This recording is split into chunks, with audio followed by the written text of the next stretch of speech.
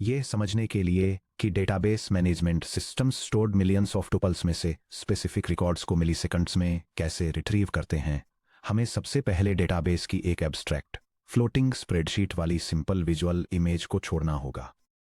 Hardware layer पर एक database table non volatile storage media जैसे सॉलिड स्टेट ड्राइव्स यानी एसएसडीज या traditional spinning hard disk drives यानी एचडीडीज पर लिखे गए बाइट्स के कलेक्शन से ज़्यादा कुछ नहीं है, क्योंकि परसिस्टेंट स्टोरेज से डेटा रीड करने के लिए मेन मेमोरी यानी रैम में fixed size blocks typically 4 KB to 8 KB fetch करने पड़ते हैं। इसलिए एक सिंगल रिकॉर्ड ढूंढने के लिए पूरी टेबल को सीक्वेंशियली स्कैन करना, जिसे फुल टेबल स्कैन ऑपरेशन कहा जाता है, लार्ज डेटासेट्स के लिए बेहद इनएफिशिएंट है। सीक्वेंशियल स्कैन्स के हैवी आईओ ओवरहेड को खत्म करने के लिए डेटाबेस इंजनों में ऑक्सिलरी डेटा स्ट्रक्चर्स का इस्तेमाल किया जाता है, जिन्हें इंडेक्स के रूप में जाना जाता है।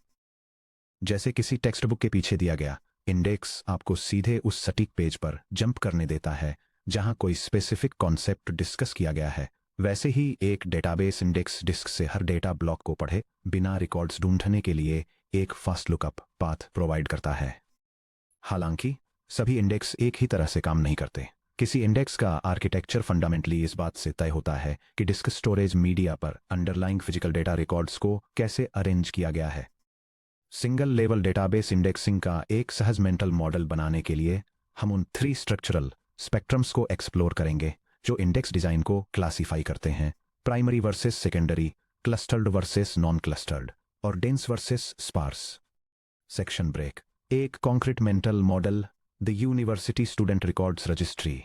इमेजिन कीजिए कि आप 100,000 एनरोल्ड स्टूडेंट्स वाली एक यूनिवर्सिटी के रजिस्ट्रार ऑफिस में काम करने वाले एडमिनिस्ट्रेटर हैं।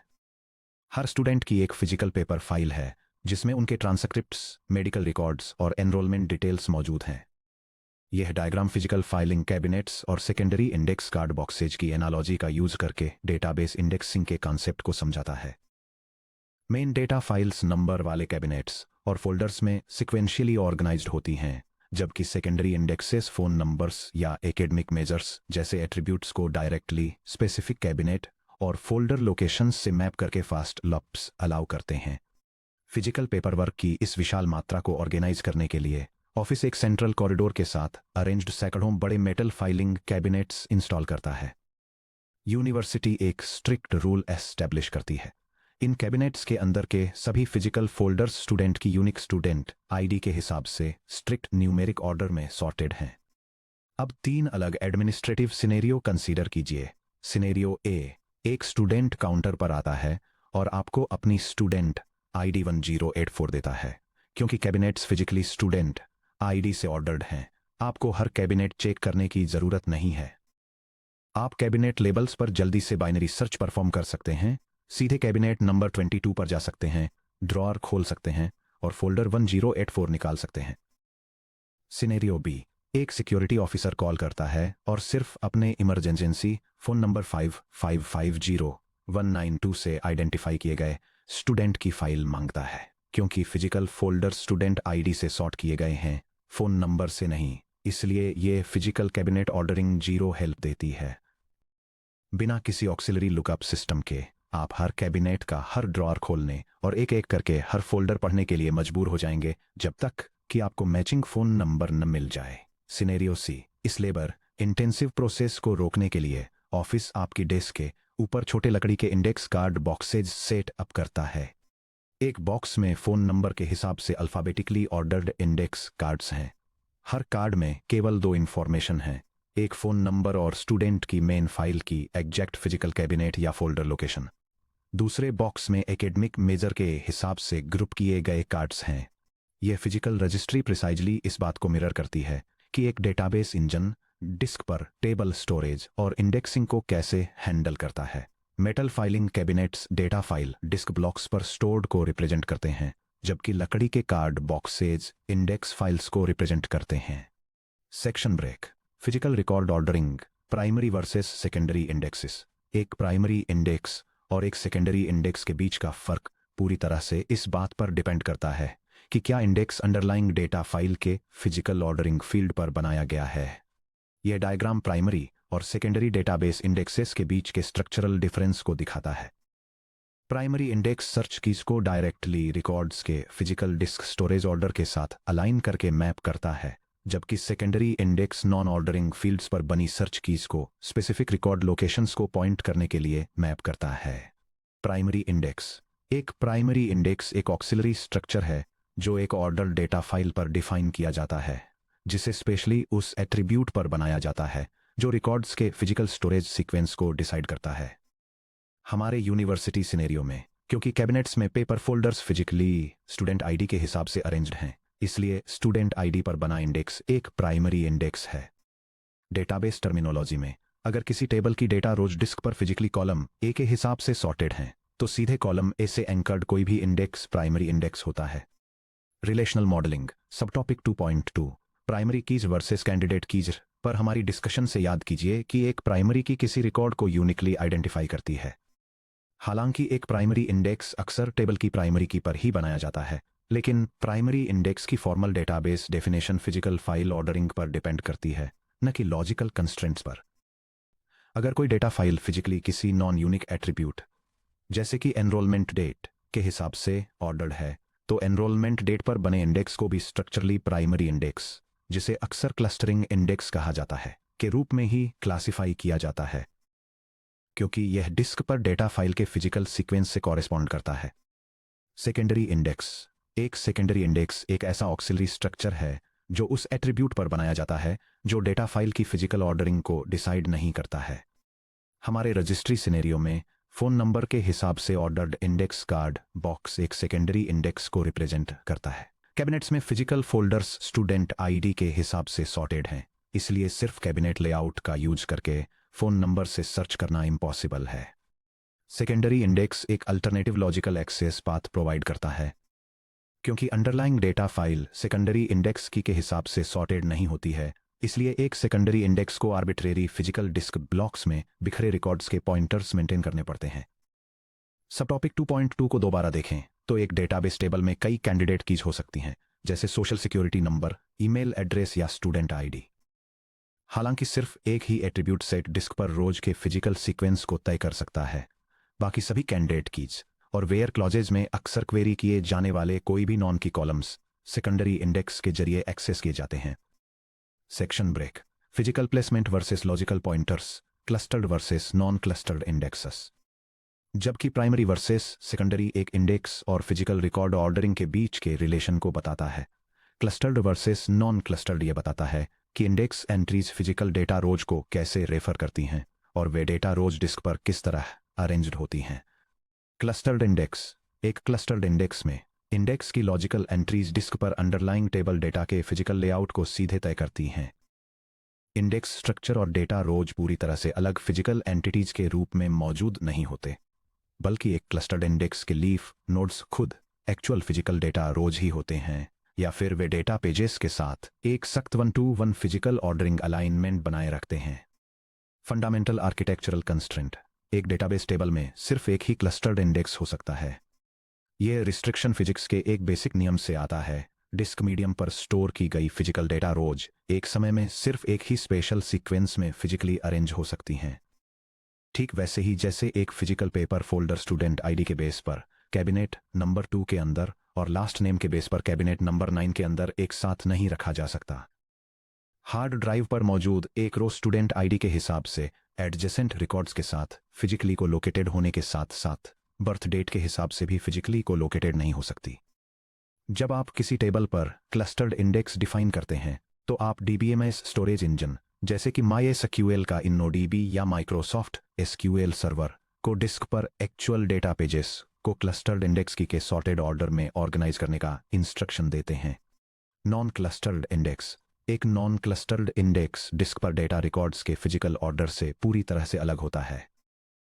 नॉन क्लस्टर्ड इंडेक्स एक अलग स्टैंड अलोन डेटा स्ट्रक्चर है जिसमें इंडेक्स कीज के साथ एक्सप्लिसिट रिकॉर्ड पॉइंटर्स होते हैं, जिन्हें अक्सर रो आईडीज या RIDs कहा जाता है, जिनमें एक फिजिकल डिस्क ब्लॉक एड्रेस और उस ब्लॉक के अंदर एक ऑफसेट बाइट पोजीशन शामिल होती है।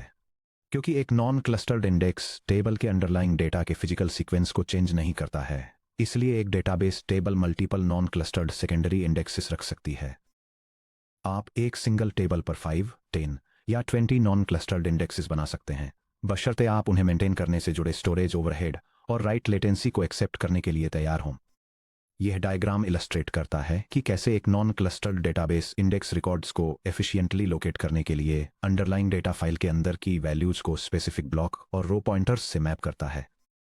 Modern DDL index creation syntax, इसे डेटा डेफिनेशन लैंग्वेज सब टॉपिक 3.1 डीडीएल स्टेटमेंट्स से कनेक्ट करते हुए डेटाबेस मैनेजमेंट सिस्टम्स इंजीनियर्स को टेबल क्रिएशन या ऑल्टरिंग के दौरान क्लस्टर्ड और non clustered indexes explicitly define करने की परमिशन देते हैं।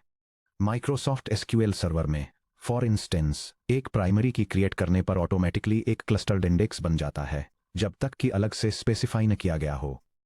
यह एसक्यूएल स्क्रिप्ट डेमोन्स्ट्रेट करती है कि एक्सप्लिसिट क्लस्टर्ड प्राइमरी की इंडेक्स के साथ स्टूडेंट रिकॉर्ड्स के लिए डेटाबेस टेबल कैसे क्रिएट करें।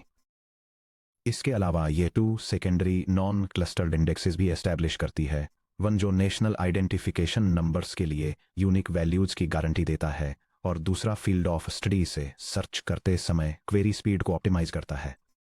MySQL InnoDB इंजन में हर टेबल में बाय डिफॉल्ट एक क्लस्टर्ड इंडेक्स होता है जिसे index organized table IOT layout कहा जाता है। InnoDB ऑटोमेटिकली टेबल की प्राइमरी की को क्लस्टर्ड इंडेक्स के रूप में यूज करता है। अगर कोई प्राइमरी की डिफाइन नहीं है तो InnoDB क्लस्टर्ड इंडेक्स के रूप में सर्व करने के लिए पहली यूनिक नॉन नल की को सर्च करता है। अगर कोई सूटेबल की एग्जिस्ट नहीं करती है तो InnoDB डेटा को फिजिकली ऑर्डर करने के लिए एक इंटरनल 6 बाइट ऑटो इंक्रीमेंटिंग रो आईडी DB रो आईडी सिंथेसाइज करता है। SQL के थ्रू क्रिएट किया गया कोई भी सबसिक्वेंट इंडेक्स एक सेकेंडरी नॉन क्लस्टर्ड इंडेक्स बन जाता है। यह डेटाबेस स्टेटमेंट डेमोन्स्ट्रेट करता है कि सर्च स्पीड और क्वेरी परफॉर्मेंस को एनहांस करने के लिए MySQL का यूजर करके टेबल कॉलम पर सेकेंडरी इंडेक्स कैसे क्रिएट करते हैं। अंदर से देखें, एक InnoDB secondary index physical disk block pointer store नहीं करता है। इसके बजाय यह अपने पॉइंटर के रूप में करस्पॉन्डिंग क्लस्टर्ड इंडेक्स की यानी स्टूडेंट आईडी को स्टोर करता है। जब आप फोन नंबर से क्वेरी करते हैं तो डेटाबेस 2 स्टेप लुकअप परफॉर्म करता है। पहला, फोन नंबर के लिए सेकेंडरी इंडेक्स में सर्च करना ताकि उससे जुड़ा स्टूडेंट आईडी रिट्रीव किया जा सके। दूसरा, उस स्टूडेंट आईडी का यूज करके क्लस्टर्ड इंडेक्स सर्च करना ताकि पूरा डेटा रो रिट्रीव किया जा सके, जिसे इंडेक्स लुकअप या बुकमार्क लुकअप कहा जाता है। Section break, index granularity, dense versus sparse index. Physical ordering और पॉइंटर आर्किटेक्चर के अलावा इंडेक्स को उनकी स्ट्रक्चरल ग्रेन्युलैरिटी के हिसाब से कैटेगरी में बांटा जाता है, dense index versus sparse index. यह फर्क यह डिफाइन करता है कि डेटा फाइल में रिकॉर्ड्स की संख्या के मुकाबले इंडेक्स फाइल में कितनी एंट्रीज मौजूद हैं। यह डायग्राम डेटाबेस सिस्टम्स में डेंस इंडेक्स और स्पार्स इंडेक्स के बीच का स्ट्रक्चरल डिफरेंस इलस्ट्रेट करता है। डेंस इंडेक्स हर इंडिविजुअल रिकॉर्ड की तरफ पॉइंट करने वाली एक एक्सप्लिसिट एंट्री मेंटेन करता है, वहीं स्पार्स इंडेक्स डेटा के हर ब्लॉक के लिए सिर्फ एक एंट्री क्रिएट करता है जो हर ब्लॉक के लिए एक एंकर रिकॉर्ड की तरफ पॉइंट करती है। डेंस इंडेक्स, एक डेंस इंडेक्स में डेटा फाइल में मौजूद हर एक सिंगल रिकॉर्ड के लिए एक एक्सप्लिसिट इंडेक्स एंट्री होती है। अगर स्टूडेंट्स टेबल में 100,000 रोज हैं तो उस टेबल के डेंस इंडेक्स में एग्जैक्टली 100,000 इंडेक्स कीज़र और पॉइंटर पेयर्स होते हैं। Mechanics of A dense search, dense index का यूजर करके रिकॉर्ड 1052 को लोकेट करने के लिए पहला, सर्च एल्गोरिदम की 1052 के लिए इंडेक्स फाइल को बाइनरी सर्च करता है। दूसरा, इंडेक्स एंट्री सीधे रिकॉर्ड 1052 के लिए ब्लॉक पॉइंटर और ऑफसेट देती है। तीसरा, डेटाबेस उस टारगेट ब्लॉक को मेमोरी में लाने के लिए एक सिंगल डिस्क रीड इशू करता है। Architectural mandate for unordered files, एक सेकेंडरी इंडेक्स को हमेशा डेंस होना चाहिए क्योंकि underlying data file physically secondary की के हिसाब से सॉर्टेड नहीं होती है, इसलिए सेकेंडरी इंडेक्स में एडजेसेंट रिकॉर्ड्स डिस्क एरे में कहीं भी स्टोर हो सकते हैं। डेटाबेस ये मानकर नहीं चल सकता कि रिकॉर्ड 1053 फिजिकली रिकॉर्ड 1052 के ठीक बगल में मौजूद है, इसलिए हर रिकॉर्ड की लोकेशन सेकेंडरी इंडेक्स स्ट्रक्चर में एक्सप्लिसिटली रिकॉर्ड होनी चाहिए। स्पार्स इंडेक्स, एक स्पार्स इंडेक्स में डेटा फाइल के सिर्फ कुछ रिकॉर्ड्स के लिए ही इंडेक्स एंट्रीज होती हैं। आमतौर पर हर physical disk block data page के लिए सिर्फ एक एंट्री स्टोर की जाती है। रिकॉर्ड की गई एंट्री आमतौर पर उस ब्लॉक के पहले रिकॉर्ड से करस्पॉन्ड करती है, जिसे ब्लॉक एंकर या हेडर रिकॉर्ड कहा जाता है। स्पार्स सर्च की मैकेनिक्स, असीम करिए कि फिजिकल स्टोरेज ब्लॉक्स में हर एक में 50 स्टूडेंट रिकॉर्ड्स हैं। ब्लॉक 1 में स्टूडेंट आईडी वैल्यूज 1001 से लेकर 1050 तक हैं। ब्लॉक 1 के लिए स्पार्स इंडेक्स एंट्री की 1001 और ब्लॉक 1 का एक पॉइंटर स्टोर करती है। ब्लॉक 2 में स्टूडेंट आईडी वैल्यूज 1051 से लेकर 1100 तक हैं। ब्लॉक 2 के लिए स्पार्स इंडेक्स एंट्री की 1051 और ब्लॉक 2 का एक पॉइंटर स्टोर करती है। स्पार्स इंडेक्स का यूज करके रिकॉर्ड 1084 को लोकेट करने के लिए स्पार्स इंडेक्स में उस सबसे बड़ी की वैल्यू को सर्च करिए जो टारगेट की 1084 के लेस देन या इक्वल टू हो। सिस्टम की 1051 को आइडेंटिफाई का है जो ब्लॉक 2 की तरफ पॉइंट करता है। डीबीएमएस ब्लॉक 2 को रैम में फेच करता है। डीबीएमएस रैम के अंदर ब्लॉक 2 के 50 रिकॉर्ड्स में एक लोकलाइज्ड सीक्वेंशियल स्कैन परफॉर्म करता है जब तक कि उसे 1084 नहीं मिल जाता। स्पार्स इंडेक्स के लिए स्ट्रिक्ट प्रीरिक्विजिट। एक स्पार्स इंडेक्स केवल तभी बिल्ड किया जा सकता है जब underlying data file physically index की पर ऑर्डर्ड हो। अगर डेटा फाइल डिस्क पर फिजिकली सॉर्टेड नहीं है तो स्पार्स इंडेक्स स्ट्रक्चरली यूजलेस होता है। अगर ब्लॉक 2 में आर्बिट्रेरी रिकॉर्ड्स होते फॉर एग्जाम्पल 1012, 1099, 1004, तो ये जानना कि एक ब्लॉक 1051 से स्टार्ट होता है इस बात की कोई गारंटी नहीं देता कि 1084 उसके अंदर है। इसलिए एक स्पार्स इंडेक्स हमेशा एक प्राइमरी या क्लस्टर्ड इंडेक्स होना चाहिए। Trade off matrix memory footprint versus lookup efficiency. कोई इंजीनियर एक ब्लॉक फेच करने के बाद रैम के रिकॉर्ड्स को स्कैन करने की जरूरत होने पर भी डेंस इंडेक्स के मुकाबले स्पार्स इंडेक्स को प्रेफर क्यों करेगा? इसका आंसर एफिशिएंसी और आईओ ओवरहेड में है। एक डेटा फाइल कंसीडर करिए जिसमें 20,000 डिस्क ब्लॉक्स पर डिस्ट्रीब्यूटेड 1 मिलियन रिकॉर्ड्स हैं पर ब्लॉक 50 रिकॉर्ड्स। यह टेबल की मीट्रिक्स के अक्रॉस डेंस इंडेक्स स्ट्रेटेजीज को स्पार्स इंडेक्स स्ट्रेटेजीज से कंपेयर करती है। इंडेक्स साइज के मामले में एक डेंस इंडेक्स को 1 मिलियन एंट्रीज की जरूरत होती है जो लगभग 15 से 20 मेगाबाइट्स का बड़ा फिजिकल स्टोरेज फुटप्रिंट कंज्यूम करता है जो सीपीयू कैश या रैम लिमिट्स को एक्सीड कर सकता है। इसके अपोजिट एक स्पार्स इंडेक्स को सिर्फ 20,000 एंट्रीज और लगभग 300 किलोबाइट्स के बहुत ही छोटे स्टोरेज स्पेस की जरूरत होती है जिससे यह फास्ट L3 कैश या रैम के अंदर इजीली फिट हो जाता है।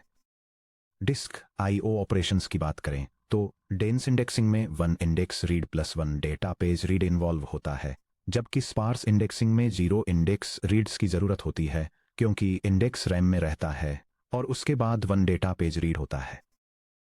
फाइनली, जहां डेंस इंडेक्सिंग ऑर्डर्ड और अनऑर्डर्ड दोनों डेटा फाइल्स के लिए काम करती है वहीं स्पार्स इंडेक्सिंग स्ट्रिक्टली सिर्फ ऑर्डर्ड डेटा फाइल्स पर ही एप्लीकेबल है। क्योंकि स्पार्स इंडेक्स डेंस इंडेक्स से काफ़ी छोटा होता है, डेटाबेस इंजन आसानी से पूरे इंडेक्स को फास्ट मेन मेमोरी यानी रैम में पिन करके रख सकता है।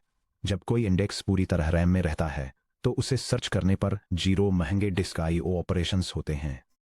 सिस्टम मेमोरी में इंडेक्स को सर्च करता है, सिंगल टारगेट डिस्क ब्लॉक को आइडेंटिफाई करता है और सिर्फ 1 फिजिकल डिस्क रीड परफॉर्म करता है। दूसरी तरफ मल्टी बिलियन रो टेबल के लिए डेंस इंडेक्स इतना बड़ा हो सकता है कि वह मेमोरी में फिट ना आए जिससे डेटाबेस इंजन को सिर्फ इंडेक्स को ही सर्च करने के लिए डिस्क रीड्स करने पड़ते हैं। Section break.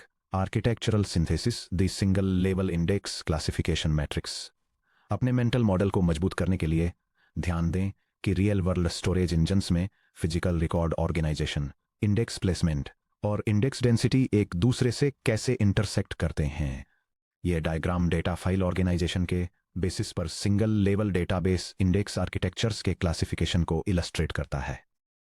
यह लेआउट्स को ऑर्डर्ड और अनऑर्डर्ड स्ट्रक्चर्स में डिवाइड करता है और आगे इन्हें स्पार्स या डेंस रिकॉर्ड मैपिंग्स के साथ प्राइमरी, क्लस्टर्ड और सेकेंडरी इंडेक्सेस में कैटेगराइज करता है।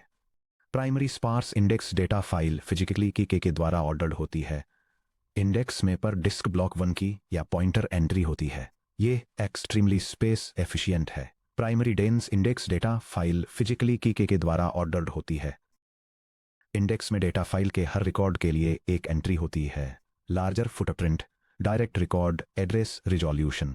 Clustered index data file pages सीधे इंडेक्स ट्री लीफ नोड्स के साथ फिजिकली स्ट्रक्चर्ड होते हैं पर टेबल सिर्फ 1 अलाउड होता है। Secondary non clustered index non ordering attributes पर बना होता है। इसे हमेशा डेंस होना चाहिए पॉइंटर्स या तो फिजिकल रो लोकेशंस यानी RIDs की तरफ या क्लस्टर्ड इंडेक्स की तरफ पॉइंट करते हैं, पर टेबल मल्टीपल अलाउड होते हैं। Section break, the scalability bottleneck, the need for multi level indexing. Single level indexing full table scans के मुकाबले एक्सेप्शनल स्पीड अप प्रोवाइड करती है, लेकिन इसमें एक फंडामेंटल आर्किटेक्चरल लिमिटेशन होती है, जिसकी वजह से जैसे ही डेटाबेस एंटरप्राइज टेरिटरीज में स्केल होते हैं, ये ब्रेक डाउन हो जाती है। सोचिए क्या होता है जब हमारा यूनिवर्सिटी डेटाबेस एक नेशनल एजुकेशन डेटाबेस में एक्सपैंड होता है, जिसमें 100 मिलियन स्टूडेंट रिकॉर्ड्स मौजूद हैं। मान लीजिए हम सोशल सिक्योरिटी नंबर पर एक डेंस सेकेंडरी इंडेक्स बनाते हैं। हर इंडेक्स एंट्री में 9 बाइट SSN की और 8 बाइट रिकॉर्ड पॉइंटर होता है, जो पर एंट्री टोटल 17 बाइट्स बनता है। 100 मिलियन रिकॉर्ड्स के लिए डेंस इंडेक्स फाइल को 100 मिलियन टाइम्स 17 बाइट्स की जरूरत होती है, जो लगभग 1.7 गीगाबाइट स्टोरेज स्पेस है। भले ही हम 100 मिलियन रिकॉर्ड्स पर एक स्पार्स प्राइमरी इंडेक्स बनाएं, जहां हर डिस्क ब्लॉक में 10 रिकॉर्ड्स हों, फिर भी स्पार्स इंडेक्स को 10 मिलियन इंडेक्स एंट्रीज की जरूरत होती है। 17 बाइट्स पर एंट्री के हिसाब से स्पार्स इंडेक्स फाइल खुद 170 मेगाबाइट्स मेमोरी मांगती है। जब कोई index file hundreds of megabytes या गीगाबाइट्स तक बढ़ जाती है, तो उसे मेन मेमोरी में परमानेंटली पिन करके नहीं रखा जा सकता। जिस मोमेंट एक इंडेक्स फाइल रैम के लिए बहुत बड़ी हो जाती है, उसे hundreds of individual index blocks में डिस्क पर लिखना पड़ता है। अब खुद इंडेक्स को सर्च करने के लिए डिस्क ब्लॉक्स पर बाइनरी सर्च परफॉर्म करना पड़ता है। डिस्क पर 170 MB के इंडेक्स पर बाइनरी सर्च चलाने के लिए log base 2 of index blocks disk IO steps को इवेलुएट करना पड़ता है। अगर इंडेक्स 40,000 डिस्क ब्लॉक्स तक फैला है, तो बाइनरी सर्च को सिर्फ इंडेक्स फाइल सर्च करने के लिए रफली log base 2 ऑफ 40,000 यानी लगभग 15 सिक्वेंशियल डिस्क रीड्स की जरूरत होती है, प्लस S एक्चुअल डेटा रो फेच करने के लिए 1 फाइनल डिस्क रीड। पर पॉइंट क्वेरी 17 डिस्क रीड्स होना पर सेकंड थाउजेंड्स ट्रांजैक्शंस प्रोसेस करने वाले हाई थ्रूपुट एंटरप्राइज सिस्टम्स के लिए अनएक्सेप्टेबली स्लो है। जब कोई इंडेक्स फाइल एफिशिएंटली सर्च करने के लिए बहुत बड़ी हो जाती है, तो हमारे सामने एक नेचुरल इंजीनियरिंग क्वेश्चन आता है, हम इतने मैसिव इंडेक्स को क्विकली कैसे सर्च करें? इसका जवाब एलिगेंटली सिंपल है। हम इंडेक्स पर भी एक इंडेक्स बनाते हैं। लोअर लेवल इंडेक्स ब्लॉक्स के ऊपर एक sparse high level index stack करने का ये कॉन्सेप्ट मल्टी लेवल इंडेक्सिंग का फाउंडेशन बनाता है। जैसा कि हम सब topic 8.3 multi level indexing NB और B प्लस ट्रीज में एक्सप्लोर करेंगे। ये multi level hierarchy directly balanced tree structures में इवॉल्व होती है, जिससे डेटाबेस इंजनों को बिलियंस में से किसी भी रिकॉर्ड को सिर्फ 3 to 4 डिस्क रीड्स में पिनपॉइंट करने की सुविधा मिलती है।